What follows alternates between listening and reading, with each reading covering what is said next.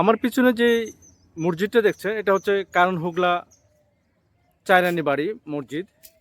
বাংলাদেশ প্রত্নতাত্ত্বিক অধিদপ্তরের অধীনে এই মসজিদটি রয়েছে। এর পাশে আরেকটা মসজিদ রয়েছে, মূলত ওই মসজিদটিকে কেন্দ্র করেই এই চায়রানি বাড়ি জামে মসজিদ বা চায়রানি মসজিদ। করণহুগলা গ্রামে যাওয়ার বা করণহুগলা বাড়ি যাওয়ার এ হলো মূল সড়ক থেকে সংযোগ সড়ক। আমরা সংযোগ সড়ক দিয়ে যাব। এটা হচ্ছে মূল সড়ক কাত্তিরপুর বাজার যাওয়ার দিকে। আর এটা হচ্ছে আমরা আসলাম, আপনারা যে মসজিদটা দেখছেন এটা হচ্ছে করণহুগলা চায়রানি মসজিদ।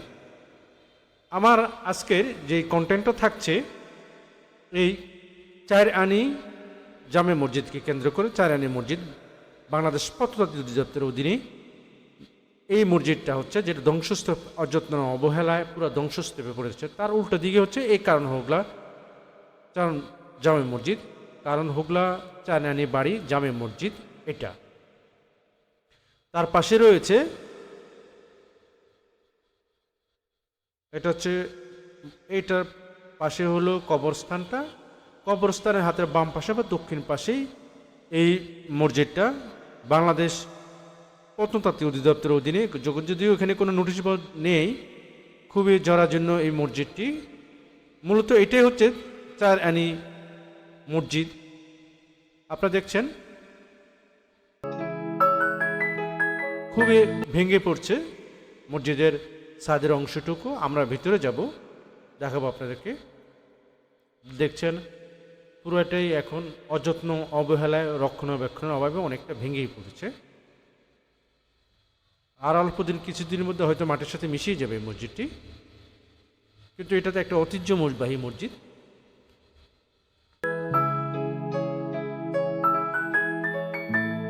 চলুন ভিতরে যাই। দূর থেকে মসজিদের একটা বারান্দা, সামনের অংশটুকু আমরা বারান্দা দিয়ে ঢুকি। মূলত এটা একটা বারান্দা ছিল মসজিদের।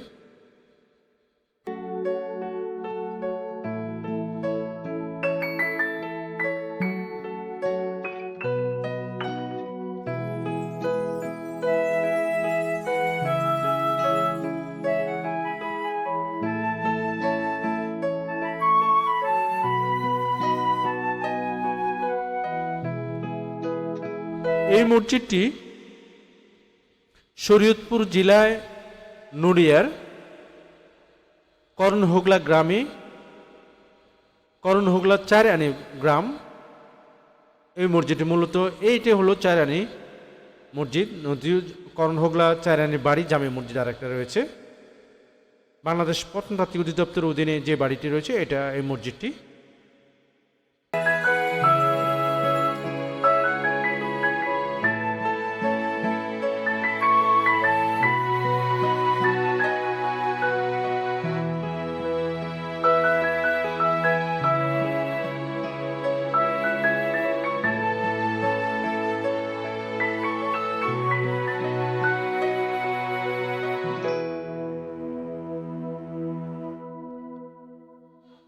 পোড়ামাটির অনেক কাজ, ফুলের কাজ, নকশার কাজ এখানে পর্যাপ্ত পরিমাণে এখনো দেখা যাচ্ছে। প্রায় ধ্বংসাবশেষে রয়েছে মসজিদটির।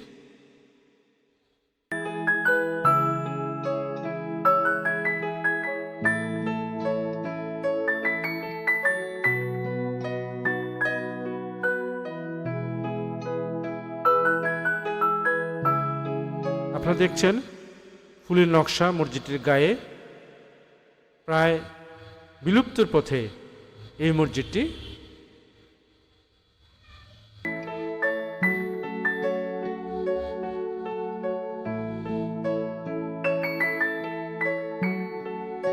অন্য কোনো ভিডিওতে দেখা হবে। ভালো থাকবেন। ছয়গাঁও জমিদার বাড়ি। আজকের এই কন্টেন্টটা থাকছে এই ছয়গাঁও জমিদার বাড়িকে নিয়ে। বাংলাদেশ এর শরীয়তপুর জেলায় বেদরগঞ্জ উপজেলায় ছয়গ্রাম ইউনিয়নে এবং ছয়গ্রাম গ্রামে এই ঐতিহাসিক বাড়িটি। চলুন সামনে আগাই। বর্তমানে এই বাড়িটির মালিক খান বাহাদুর খলিলুর রহমান শিকদার। ইটু সুরকি রড দিয়ে বাড়ির দোতলা বিশিষ্ট এই জমিদার বাড়িটি।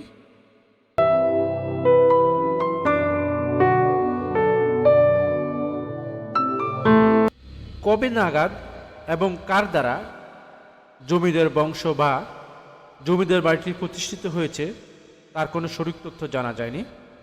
তবে ব্রিটিশ বিরোধী আন্দোলন এবং ভারতের স্বাধীনতাকামী কয়েকজন প্রখ্যাত নেতার আবাসস্থল ছিল এই জমিদার বাড়িটি, অর্থাৎ তারা এই জমিদারের বংশধর ছিলেন, যার ফলস্বরূপ 1930 থেকে 1934 সাল পর্যন্ত এখানে ভারত ব্রিটিশ বিরোধী আন্দোলনের সানাঘাটি ছিল।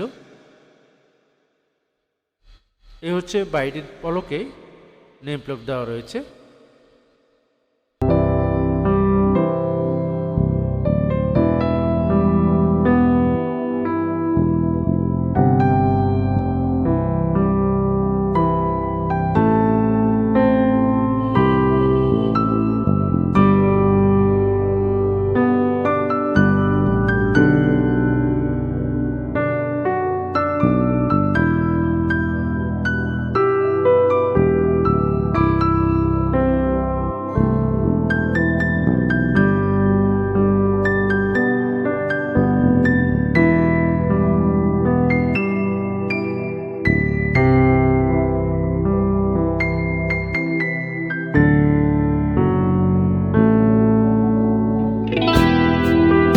বাড়িটির অবকাঠামো এখনো অনেক ভালো রয়েছে।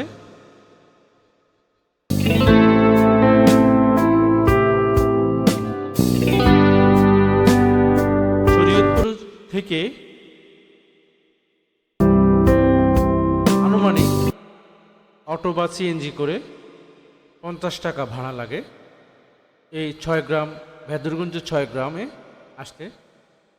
পাশে পুকুর ঘাট আপনারা দেখছেন, বাড়িটির সামনে এই পুকুর ঘাট, আর এক পাশে বাড়িটির কবরস্থান রয়েছে, পারিবারিক কবরস্থান যেটাকে বলে এরকম।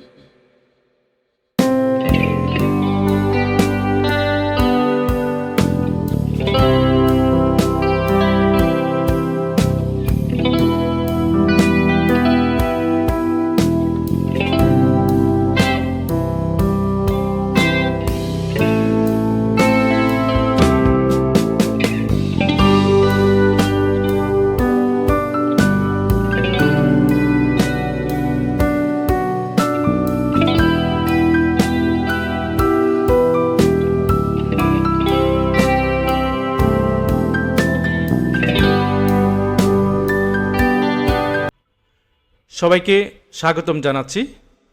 আজকের যে কন্টেন্টটা থাকছে তা হচ্ছে কুলপদ্দি জমিদার বাড়ি, বাংলাদেশ প্রত্নতাত্ত্বিক অধিদপ্তর ওদের একটা স্থাপনা। এই স্থাপনাটি তালিকাভুক্ত বাংলাদেশ প্রত্নতাত্ত্বিক অধিদপ্তরের। মাদারীপুর জেলা সদরেই এই কুলপদ্দি জমিদার বাড়িটি। এই জমিদার বাড়িটি মাদারীপুর সদর পৌরসভায় 5 এবং 6 নং ওয়ার্ডের কুলপদ্দিতে অবস্থিত হয়। লোকমুখে এই বাড়িটিতে কুলপদ্দি জমিদার বাড়ি বা কালীখোলা জমিদার বাড়ি হিসেবে চিহ্নিত করা হয়। এটা হচ্ছে বাড়ির সামনের অংশ, জমিদার বাড়ি। সম্ভবত এটা তাদের পূজা অর্চনা করার জন্য মন্দির। সামনের অংশ থেকে এরকম বোঝা যায় এটা মন্দির ছিল, এরকম মনে হয়। কুলির বংশের এক হিন্দু ভদ্রলোকের নাম অনুসারে এই অঞ্চলের কুলপদ্দির নাম রাখা হয়। আদিকাল থেকেই এই জায়গার বেশিরভাগ লোকেই পেশা ছিল বণিক। সেই ধনী বণিকদের মধ্যে শশী রায় ছিলেন অন্যতম। এই হচ্ছে বাড়ির ভিতরের প্রবেশ করার পথ। চলুন ভিতরে প্রবেশ করি।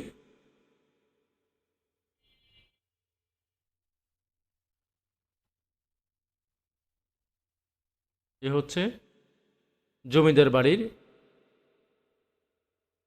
সামনে যে উঠানোর অংশ, এটা হলো মূল অংশটা। দুই পাশ ঘিরে জমিদার বাড়িগুলো সাধারণত এইরকমই হয়ে থাকে।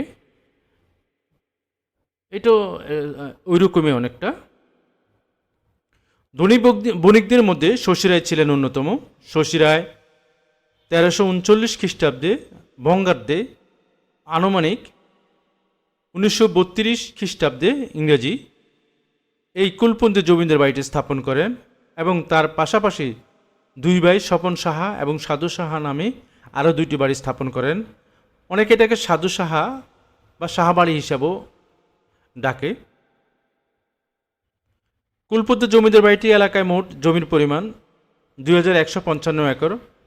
বাড়ির মালিক সাধু শাহ ও স্বপন শাহ 1971 সালে মুক্তিযুদ্ধের সময় পাকিস্তান হানাদার অত্যাচারে বয়ে কলিকাতা চলে যায়। বর্তমানে এই বাড়িটি মালিকানাধীন অর্থাৎ ক্রয়সূত্রে নাজিমুদ্দিন কলেজের অবসরপ্রাপ্ত অধ্যাপক আনোয়ার হোসেন এবং তার পদবী হাওলাদার হওয়ায় বর্তমানে এই বাড়িটিকে হাওলাদার বাড়ি হিসেবে বেশ পরিচিত। আপনারা দেখছেন এটার উপরের অংশ, ছাদের অংশ।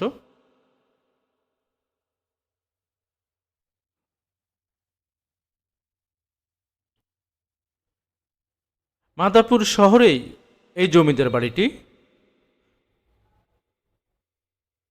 কারুকাজ, জমিদার বাড়ি যেরকম কারুকাজ থাকে এই বাড়িটিতে সেরকম আপনারা দেখছেন সেরকম কারুকাজ সম্পূর্ণ।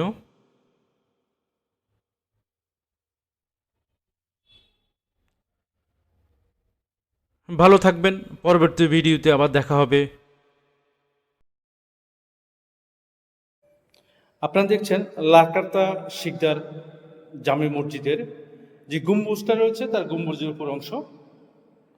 এটা হচ্ছে গম্বুজের অংশ, খুবই কারুকাজের নন্দিত। আজকের এই ভিডিওটাতে যে দেখছেন লাকাতা জামে মসজিদ, তুরস্কের আদলে তৈরি করা এই মসজিদটা আধুনিক সৌন্দর্য এবং আধুনিক নকশায় তৈরি করা, দ্বিতীয় তলা বিশিষ্ট, দোতলা বিশিষ্ট এই মসজিদটি। আপনারা দেখছেন মসজিদের সামনে থেকে অংশ।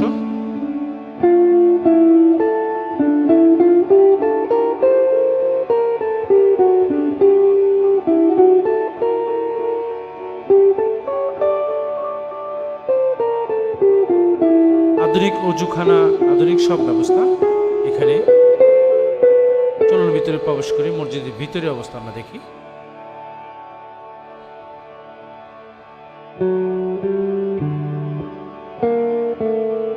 শরীয়তপুর জেলায় মেহেরগঞ্জ উপজেলায় ছয়গ্রাম ইউনিয়নে এই লাকাতা শিকদার জামে মসজিদ, শিকদার বাড়ির ঠিক সামনে এই মসজিদটি।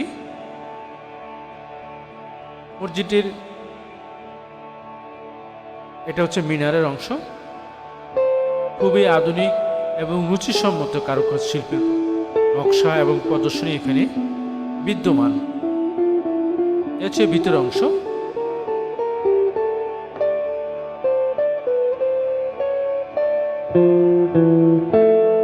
খুবই রুচিশীল সমৃদ্ধ কাজের এখানে দেখা যায় এই মসজিদটির ভিতরে।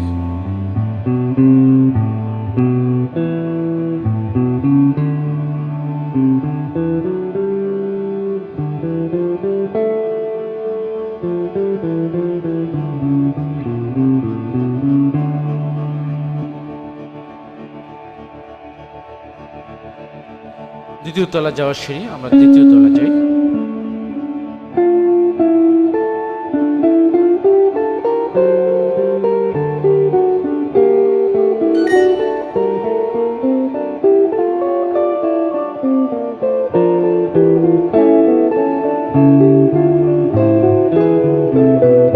এ হচ্ছে মসজিদের দ্বিতীয় তলায়। আপনারা দেখছেন এ হচ্ছে এক গম্বুজ বিশিষ্ট মসজিদটির যে গম্বুজটা রয়েছে এ হলো গম্বুজের অংশে খুবই সুন্দর কারুকাজপূর্ণ অংশ মসজিদের।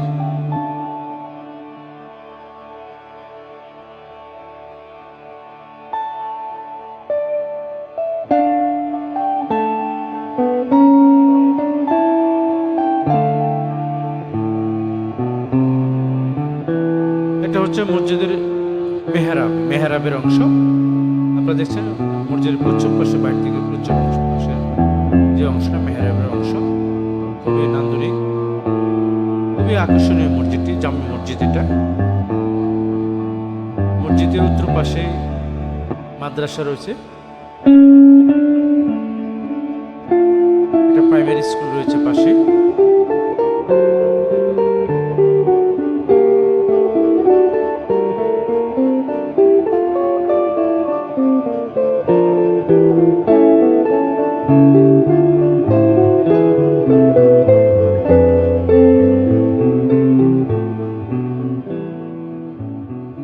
ভালো থাকবেন। পরবর্তী ভিডিওতে আবারও আপনাদের সাথে অন্য কোনো কন্টেন্ট নিয়ে দেখা হবে এবং কথা হবে।